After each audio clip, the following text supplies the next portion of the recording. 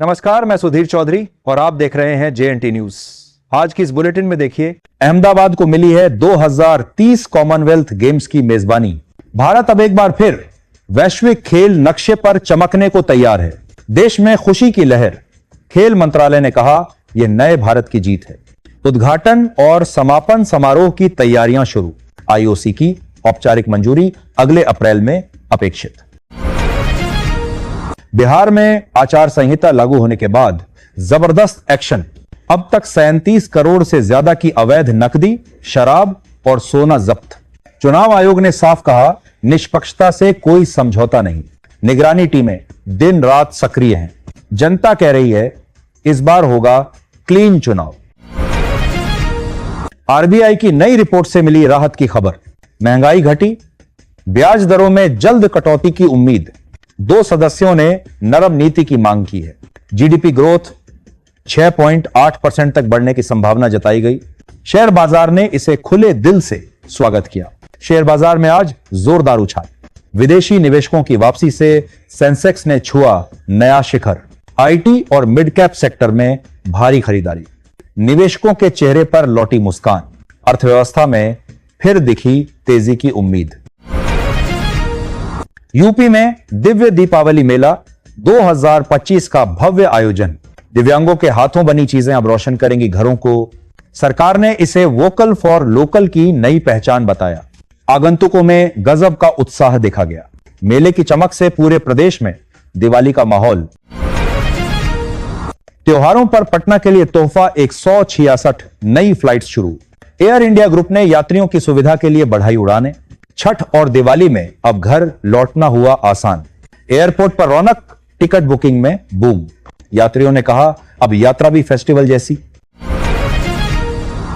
लेकिन उससे पहले वीडियो को आप कहां से देख रहे हैं, यह कमेंट में जरूर बताइए।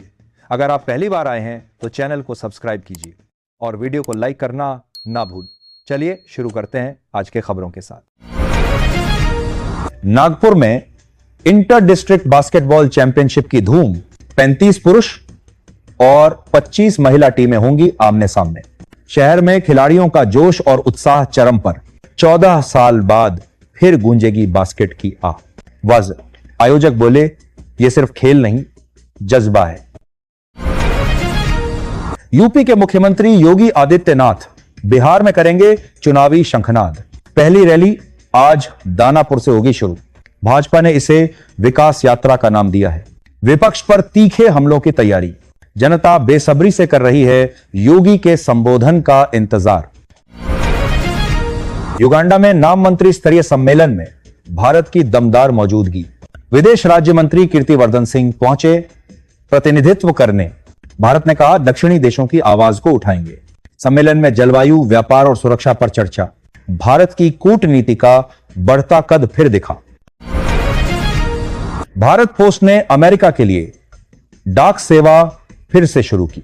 अब 50% कस्टम ड्यूटी के साथ पार्सल होंगे क्लियर। 2 महीने बाद सेवा बहाल। NRIs में खुशी की लहर। नई प्रणाली से ट्रैकिंग भी होगी आसान। विदेशों में रहने वाले भारतीयों के लिए राहत की खबर। जैसलमेर में दर्दनाक हादसा। बस में आग लगने से 20 की मौत, 16 घायल। कई की हालत गंभीर बताई जा रही है। बस में सुरक्षा नियमों की अनदेखी का आरोप। PM ने मुआवजे का ऐलान किया। हादसे ने पूरे राज्य को झकझोर दिया है।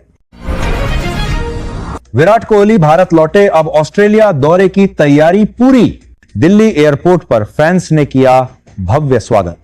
टीम इंडिया अगले हफ्ते खेलेगी वनडे सीरीज। कोहली बोले, हर मैच में देंगे 200 सेंट। फैंस बोले, किंग वापस आ गया। तमिलनाडु सरकार का बड़ा फैसला। हिंदी पर प्रतिबंध का प्रस्ताव। स्टालिन सरकार ने कहा, राज्य की भाषा पहचान है। बिल में फिल्मों, विज्ञापनों और होर्डिंग्स में तमिल को प्राथमिकता। विपक्ष ने इसे भाषाई राजनीति बताया।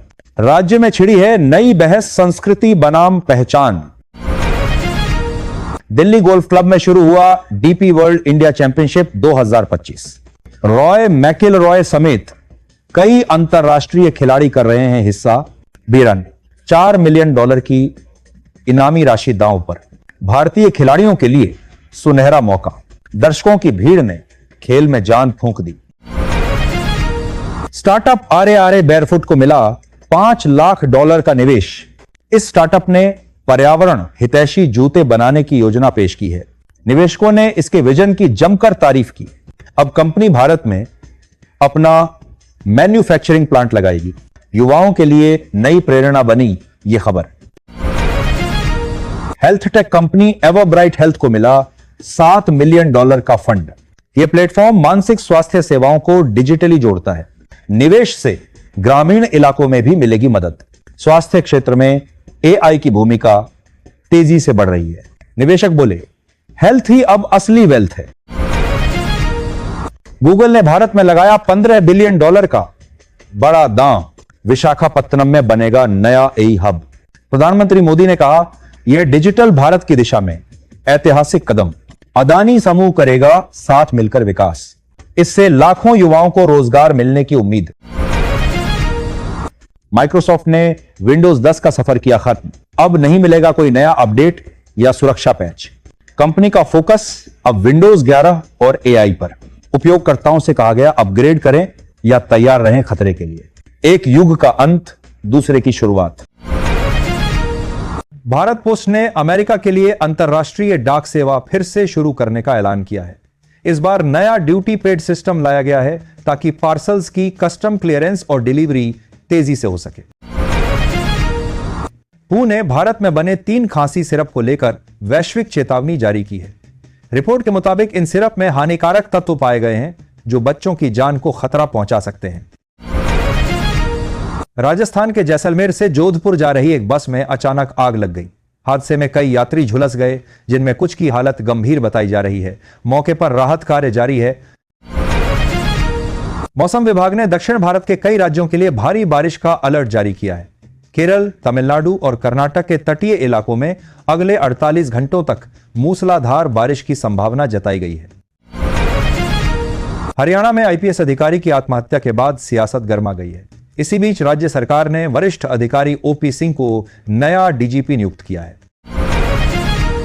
स्पोर्ट्स से खबर। 4 महीने के लंबे अंतराल के बाद विराट कोहली भारत लौट आए हैं। दिल्ली एयरपोर्ट पर फैंस ने उनका जोरदार स्वागत किया। अब वे ऑस्ट्रेलिया सीरीज में टीम से जुड़ेंगे। पुणे की सीरम इंस्टीट्यूट और सेपी ने मिलकर H5N1 यानी बर्ड फ्लू वैक्सीन पर काम शुरू कर दिया है। यह कदम भविष्य की महामारी से निपटने की तैयारी का हिस्सा है। ब्रह्मपुत्र बेसिन से जुड़ी बड़ी खबर। भारत सरकार ने 6.4 ट्रिलियन रुपए की लागत से 76 गीगावाट क्षमता वाले हाइड्रो प्रोजेक्ट्स के लिए ट्रांसमिशन नेटवर्क की योजना को मंजूरी दी है। बिहार चुनाव की तैयारी तेज हो गई है। बीजेपी ने आज अपनी पहली उम्मीदवारों की सूची जारी कर दी है। इसमें 71 नाम शामिल हैं, जिनमें उप मुख्यमंत्री का नाम भी है। उप मुख्यमंत्री का नाम भी। तालिबान सरकार के विदेश मंत्री पहली बार भारत दौरे पर पहुंचे हैं। नई दिल्ली में कई अहम मुद्दों पर चर्चा हुई। विशेषज्ञों का कहना है कि यह भारत अफगान रिश्तों की नई शुरुआत हो सकती है। टेक्नोलॉजी की दुनिया से बड़ी खबर। माइक्रोसॉफ्ट ने 14 अक्टूबर से विंडोज 10 का सपोर्ट पूरी तरह बंद कर दिया है। अब कंपनी इस सिस्टम के लिए नए अपडेट जारी नहीं करेगी। इधर भारत मोबाइल कांग्रेस में मंत्री ज्योतिरादित्य सिंधिया ने कहा है कि भारत अब दुनिया का डिजिटल ध्वजवाहक बन चुका है। उन्होंने कहा, देश अब टेक्नोलॉजी में आत्मनिर्भर बन रहा है। शिक्षा जगत से खबर। कई राज्यों में स्कूलों की छुट्टी घोषित की गई है। कारण है करनी त्योहार और कुछ जगहों पर भारी बारिश। हरियाणा के रोहतक में एक और पुलिस अधिकारी ने आत्महत्या कर ली है। प्रशासन ने मामले की जांच शुरू कर दी है। दिल्ली रेसकोर्स में आज कावेरी प्लेट प्रतियोगिता का आयोजन हुआ। देश भर से कई शीर्ष जॉकी इसमें हिस्सा ले रहे हैं। कनाडा और भारत के रिश्तों में सुधार के संकेत। दोनों देशों ने आपसी संबंधों को नई दिशा देने के लिए एक नया रोड मैप तैयार किया है। संयुक्त राष्ट्र शांति सैनिक देशों की बैठक आज से दिल्ली में शुरू हुई। इसमें 30 से ज्यादा देशों के प्रतिनिधि शामिल हैं, लेकिन पाकिस्तान और चीन को आमंत्रित नहीं किया गया है। खेल से जुड़ी एक और खबर। एशियाई हॉकी चैंपियनशिप में भारत ने पाकिस्तान को 3-1 से मात दी है और सेमीफाइनल में जगह बना ली है। अमेरिका में सीनेटर मार्को रूबियो ने क्यूबा सरकार से 700 राजनीतिक कैदियों की रिहाई की मांग की है, जिससे अमेरिका क्यूबा संबंधों पर दबाव बढ़ सकता है। दिल्ली में ईडी की टीम ने एक बिल्डर के ठिकानों पर छापेमारी की है। कथित तौर पर हवाला ट्रांजैक्शन के मामले में कार्रवाई जारी है। भारत के शिक्षा मंत्रालय ने एक नई योजना शुरू की है, जिसके तहत देश के सरकारी स्कूलों में डिजिटल स्मार्ट क्लासरूम लगाए जाएंगे। तमिलनाडु में आज मुख्यमंत्री ने ग्रामीण रोजगार के लिए 2000 करोड़ रुपए की नई योजना शुरू की है। मध्य प्रदेश में नर्मदा किनारे मिले अवैध खनन के सबूतों पर एनजीटी ने राज्य सरकार से जवाब तलब किया है। दिल्ली और एनसीआर में प्रदूषण का स्तर खतरनाक श्रेणी में पहुंच गया है। सरकार ने निर्माण कार्यों पर अस्थायी रोक लगाने के निर्देश दिए हैं।